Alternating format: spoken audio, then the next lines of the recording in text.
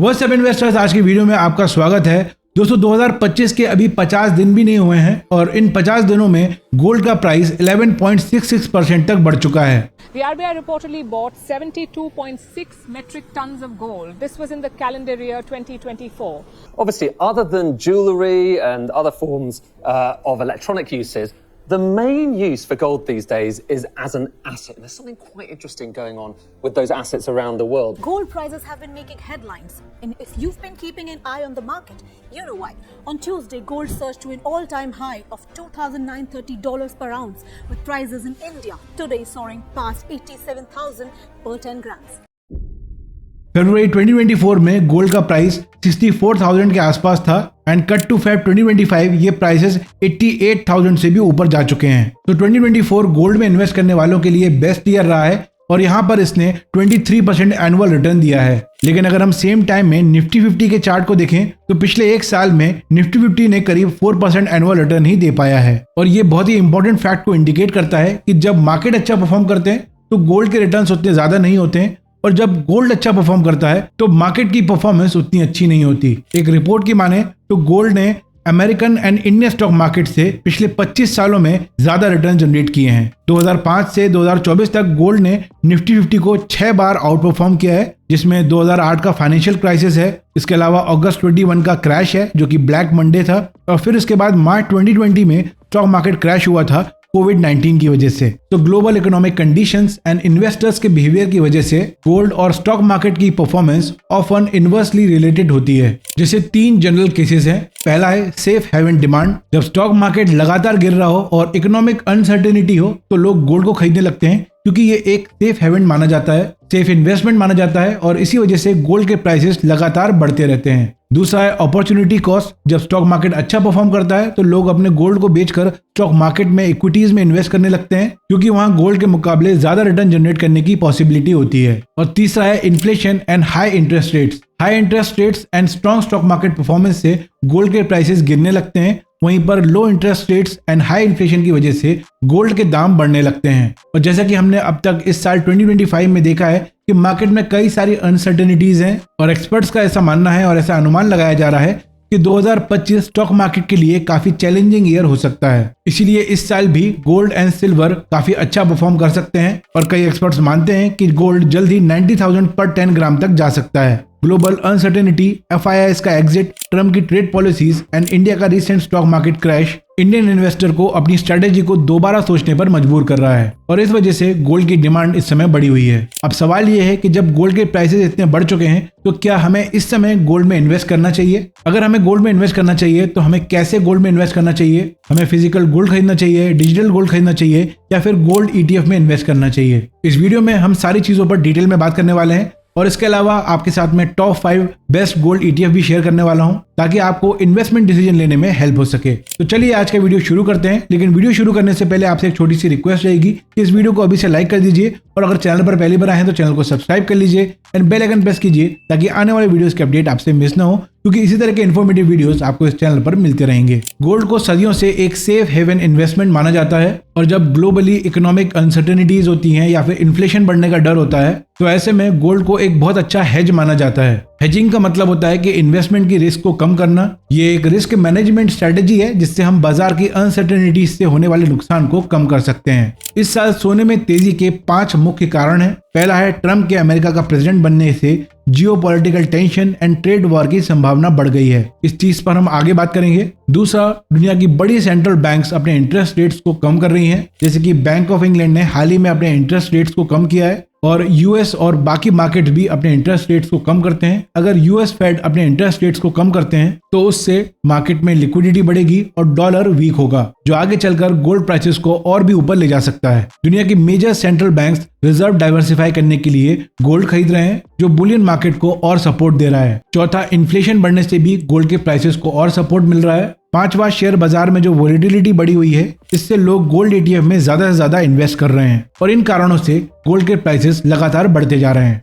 तो क्या हमें 2025 में गोल्ड में इन्वेस्ट करना चाहिए? आइए समझते हैं कि क्यों 2025 में गोल्ड एक अच्छा इन्वेस्टमेंट हो सकता है। पहला रीजन है ट्रम्प की ट्रेड पॉलिसी का असर। डोनाल्ड ट्रम्प यूएस का ट्रेड डेफिसिट यानी कि व्यापार घाटे को कम करना चाहते हैं, इसलिए वो कई देशों पर टैरिफ्स लगा रहे हैं या फिर टैरिफ्स लगाने की धमकी दे रहे हैं। टैरिफ्स एक तरह से इंपोर्ट किए जाने वाली चीजों पर एक टैक्स होता है। ट्रम्प ने कहा है कि वो चाइना पर भी टैरिफ्स लगाने जा रहे हैं, जिसकी न्यूज के बाद चाइना भी यूएस गुड्स पर टैरिफ लगाने जा रहा है और आने वाले समय में इससे एक ट्रेड वॉर छिड़ सकता है, इसके आसार दिख रहे हैं। हाल ही में ट्रम्प ने इंडिया पर भी रेसिप्रोकल टैरिफ लगाने की धमकी दी है और ट्रम्प का मानना है कि इंडिया सबसे ज्यादा टैरिफ लगाने वाली कंट्री है। दूसरा कारण कि क्यों गोल्ड एक अच्छा इन्वेस्टमेंट हो सकता है वो है रुपी की वैल्यू कम होना और लगातार स्टॉक मार्केट के क्रैशेस। रुपी की वैल्यू डॉलर के मुकाबले लगातार कम हो रही है, जिससे इंडिया में इन्फ्लेशन बढ़ने का खतरा बढ़ रहा है। इंडिया में हाई इंटरेस्ट रेट्स हैं, जिस वजह से क्रेडिट जो है वो सस्ता नहीं है। इसके अलावा फॉरेन इन्वेस्टर्स लगातार स्टॉक मार्केट से अपना पैसा निकाल रहे हैं और इस वजह से स्टॉक मार्केट लगातार गिर रहा है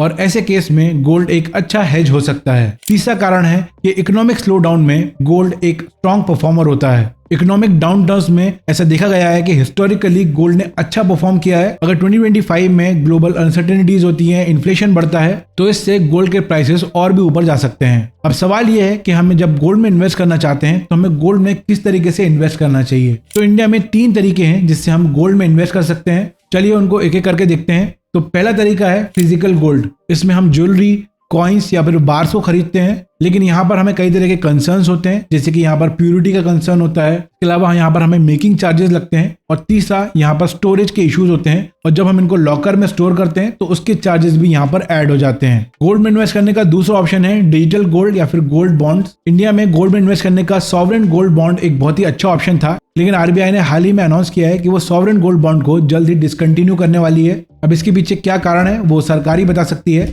लेकिन इसके अलावा एक और ऑप्शन है, वो है डिजिटल गोल्ड। वो आप कई ब्रोकर्स के थ्रू खरीद सकते हैं या फिर पेटीएम या गूगल पे जैसे प्लेटफॉर्म्स हैं, उसके थ्रू भी आप डिजिटल गोल्ड में इन्वेस्ट कर सकते हैं। लेकिन यहाँ पर भी चैलेंजेस हैं, जैसे कि लिक्विडिटी इशू होता है या फिर लॉक इन पीरियड है, जिसके पहले आप डिजिटल गोल्ड को सेल नहीं कर सकते हैं। अब यहाँ पर एक तीसरा ऑप्शन है जो कि सबसे बेहतर ऑप्शन है, वो है गोल्ड ईटीएफ। इसलिए आज की वीडियो में हम गोल्ड ईटीएफ को डिटेल में समझेंगे। Gold ETF exchange traded funds होते हैं जो 99.5% प्योर गोल्ड में इन्वेस्ट करते हैं और स्टॉक एक्सचेंजेस में किसी भी नॉर्मल स्टॉक की तरह ट्रेड किए जाते हैं। हर गोल्ड ईटीएफ का एक यूनिट एक certain amount of physical gold को रिप्रेजेंट करता है। फिजिकल गोल्ड की तरह यहाँ पर स्टोर करने की जरूरत नहीं होती है। यहाँ पर ट्रांसपेरेंट प्राइसिंग है, कोई मेकिंग चार्जेस नहीं है, आसान बाइंग एंड सेलिंग है, बिल्कुल स्टॉक्स की तरह। अब सवाल यह है कि गोल्ड ईटीएफ में इन्वेस्ट करने के क्या क्या बेनिफिट्स हैं और क्यों इंडिया में लोग गोल्ड ईटीएफ को गोल्ड में इन्वेस्ट करने का बेस्ट ऑप्शन मानते हैं। तो गोल्ड ईटीएफ में इन्वेस्ट करने के फायदे फिजिकल गोल्ड से कहीं ज्यादा हैं, क्योंकि यहाँ पर कोई भी लॉक इन पीरियड नहीं होता है। जैसे सॉवरेन गोल्ड बॉन्ड में 5 ईयर का लॉक इन पीरियड होता था,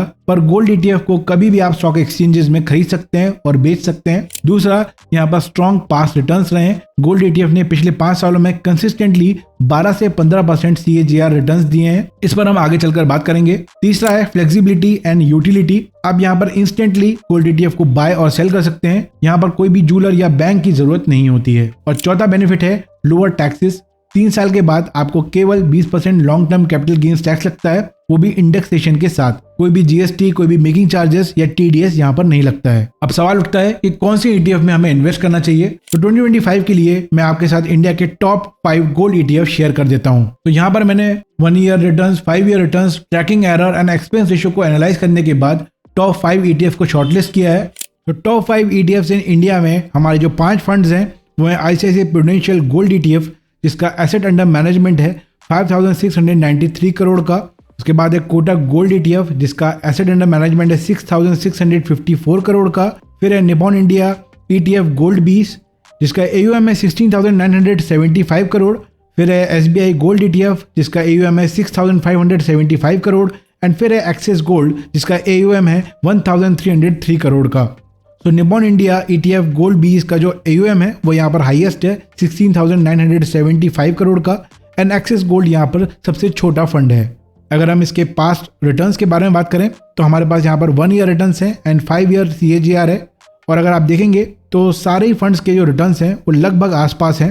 5 ईयर रिटर्न्स जो हैं वो ऑन एवरेज 15% के आसपास रहे हैं एंड 1 ईयर रिटर्न 38% के आसपास रहा है। हाईएस्ट 5 ईयर रिटर्न रहे हैं एक्सिस गोल्ड ईटीएफ के एंड हाईएस्ट 1 ईयर रिटर्न्स रहे हैं कोटक गोल्ड ईटीएफ के। नेक्स्ट हम चेक करेंगे एक्सपेंस रेशियो, यानी कि इस फंड की फीस। सो आईसीआईसीआई प्रूडेंशियल गोल्ड ईटीएफ का एक्सपेंस रेशियो है 0.50%, कोटक गोल्ड ETF का है 0.55%, निपॉन इंडिया ETF गोल्ड 20 का है 0.82%, SBI गोल्ड ETF का है 0.73% एंड एक्सिस गोल्ड ETF का है 0.56%। तो यहाँ पर सबसे ज़्यादा एक्सपेंस रेशो है निपॉन इंडिया ETF गोल्ड 20 का 0.82% और सबसे कम है ICICI प्रूडेंशियल गोल्ड ETF का 0.50%। अब हम चेक करेंगे ट्रैकिंग एरर को, जो कि हमें बताता है कि बेंचमार्क से इनका जो रिटर्न है वो कितना करीब रहता है। तो आप देखेंगे कि लगभग सेम ही यहाँ पर ट्रैकिंग एरर सारे फंड्स का निकल के आ रहा है 0.05%, 0.06, 0.04, 0.05। सो ऑन एवरेज 0.05% के आसपास ही यहाँ पर ट्रैकिंग एरर है। सबसे कम ट्रैकिंग एरर है निपॉन इंडिया ETF गोल्ड 20 का 0.04% and highest Kotak and axis gold ETF का है। अब आइए इन टॉप 5 ETFs को हम रैंक कर लेते हैं। तो 5th नंबर पर है एक्सिस गोल्ड ETF, जिसके बेस्ट रिसेंट रिटर्न्स रहे हैं। 4th नंबर पर है SBI गोल्ड ETF, जिसके रिलायबल परफॉर्मेंस है, backed by India's largest bank. 3rd पर है निपॉन इंडिया ETF गोल्ड 20, जिसका लोएस्ट ट्रैकिंग एरर है और ये ओल्डेस्ट गोल्ड ETF है इंडिया में। 2nd नंबर पर मैंने रखा है कोटक गोल्ड ETF को, जिसकी कंसिस्टेंट परफॉर्मेंस रही है एंड स्ट्रॉन्ग ब्रांड का ट्रस्ट रहा है। एंड 1st नंबर पर मैंने रखा है ICICI प्रूडेंशियल गोल्ड ETF को, जिसका लो ट्रैकिंग एरर है, स्ट्रॉन्ग रिटर्न्स हैं और ये एक रेप्यूटेड फंड हाउस है। इसके अलावा ICICI प्रूडेंशियल गोल्ड ETF का लोएस्ट एक्सपेंस रेशियो रहा है। तो there you have it, gold ETF 2025 में इन्वेस्टमेंट का एक बेहतर ऑप्शन निकल के आया है, स्पेशली जब ग्लोबली अनसर्टेनिटीज हैं कि किस तरीके से इकोनॉमी परफॉर्म करेगी। वॉर्स हो सकते हैं या फिर ट्रेड वॉर्स हो सकते हैं। इसके अलावा स्टॉक मार्केट में वोलेटिलिटी बढ़ी हुई है। अगर आपको गोल्ड में इन्वेस्ट करना है लेकिन आपको हाई लिक्विडिटी चाहिए, कोई स्टोरेज इश्यूज नहीं चाहिए और आप चाहते हैं कि साथ ही आपको टैक्स बेनिफिट भी मिले, तो गोल्ड ETF आपके लिए यहाँ पर एक बेस्ट इन्वेस्टमेंट ऑप्शन हो सकता है। गोल्ड एक durable and non perishable asset है जो सदियों से अपनी वैल्यू को मेंटेन किए हुए है और जब भी दुनिया में political, economic and financial instability होती है तो लोग गोल्ड को एक सेफ इन्वेस्टमेंट ऑप्शन के तौर पर देखते हैं। लेकिन आजकल गोल्ड को लेकर मीडिया में बहुत सारी चर्चा चल रही है। कुछ लोग गोल्ड को एक पोर्टफोलियो डाइवर्सिफिकेशन का बहुत ही इंपॉर्टेंट हिस्सा बता रहे हैं ताकि इन्वेस्टर्स सारा पैसा एक ही एसेट में एलोकेट ना करे। पर सच ये है कि डाइवर्सिफिकेशन हमेशा जरूरी होता है, सिर्फ तब नहीं जब गोल्ड के प्राइसेस बढ़ रहे हो और स्टॉक मार्केट के प्राइसेस कम हो रहे हो। हर परिस्थिति में हमें अपने पोर्टफोलियो को डाइवर्सिफाई रखना चाहिए, क्योंकि फ्यूचर कोई भी प्रिडिक्ट नहीं कर सकता है। कब कोई सी चीज आ जाए, कब स्टॉक मार्केट गिरने लग जाए, कब स्टॉक मार्केट बढ़ने लग जाए, कब गोल्ड के प्राइसेस बढ़ जाएं, कब गोल्ड के प्राइसेस कम हो जाएं, ये कोई भी प्रिडिक्ट नहीं कर सकता है। तो इसलिए डाइवर्सिफिकेशन यहाँ पर बेस्ट ऑप्शन होता है। और गोल्ड ही नहीं, कई सारे अलग भी एसेट क्लासेस हैं जहां पर हमें इन्वेस्ट करना चाहिए। पिछले कई सालों से स्टॉक्स ने गोल्ड से ज्यादा अच्छे रिटर्न दिए हैं, लेकिन जब स्टॉक मार्केट गिरने लगा है और गोल्ड के प्राइसेस बढ़ने लगे हैं तो सब गोल्ड की तरफ बातें करने लगे हैं कि हमें गोल्ड में ही इन्वेस्ट करना चाहिए, पूरा पैसा निकाल के गोल्ड में ही लगा देना चाहिए। प्रॉब्लम यही है कि हम यहाँ पर कोई भी चीज को प्रिडिक्ट नहीं कर सकते हैं, इसलिए हमें ट्रेंड के हिसाब से ही किसी चीज में इन्वेस्ट नहीं करना चाहिए, क्योंकि वो बहुत ज्यादा रिस्की हो सकता है। गोल्ड आगे चलकर 90,000 पे जाएगा या 1 लाख पे जाएगा, ये प्रिडिक्ट करना मुश्किल है, क्योंकि इसके जो प्राइसेस हैं वो कई फैक्टर्स पर डिपेंड करते हैं। तो मेरी सलाह यही रहेगी कि गोल्ड में इन्वेस्ट करना तो चाहिए, लेकिन एक हद से ज्यादा नहीं। गोल्ड हमारे पोर्टफोलियो का मैक्सिमम 15 to 20% का ही पार्ट होना चाहिए। आज का वीडियो आई होप आपको पसंद आया होगा। अगर वीडियो इन्फॉर्मेटिव लगा है तो वीडियो को अपने फ्रेंड्स के साथ शेयर जरूर कीजिए और वीडियो को लाइक करना ना भूलिए। आपके क्या विचार हैं गोल्ड को लेकर? क्या आप गोल्ड में इन्वेस्ट करते हैं या फिर करना चाहते हैं? वो सब चीजें आप कमेंट सेक्शन में जरूर बताइए। मैं अपने वीडियोस के सारे कमेंट्स पढ़ता हूँ और ज्यादा से ज्यादा सवालों को आंसर करने की कोशिश भी करता हूँ। अगर आप इस चैनल पर पहली बार आए हैं तो चैनल को सब्सक्राइब कर लीजिए। आपका सब्सक्राइब हमें बहुत मोटिवेट करता है। बेल आइकन प्रेस करना ना भूलिए, जिससे आने वाले वीडियोस के अपडेट आपसे मिस ना हो। मैं मिलूंगा आपसे नेक्स्ट वीडियो में। Take care and have a great day.